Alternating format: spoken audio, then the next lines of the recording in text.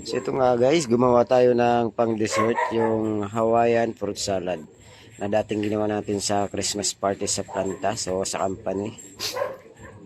Siyempre, umay-umay tayo sa mga handa nating ngayong Pasko, kaya gumawa na tayo ng pan dessert. So nakita nyo na, ayan yung kaong nilagay ko na. Sunod na ang nata green. So ayan. Oh.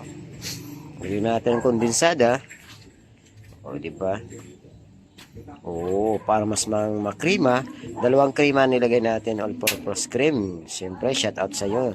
Nasal cream, Becky naman. Ma-free mo na ako.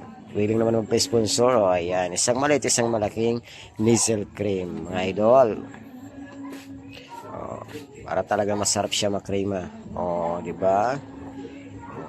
Yan, inalo-halo na natin, and then last natin lagay ang ang cheese. Siyempre kailangan ma-cheese siya. So ayan, haloy natin, and then after nito pag-halo-halo, ilagay na natin to sa refrigerator para mamaya banatan na. So ito na nga, ayan na yung salad na ginawa natin.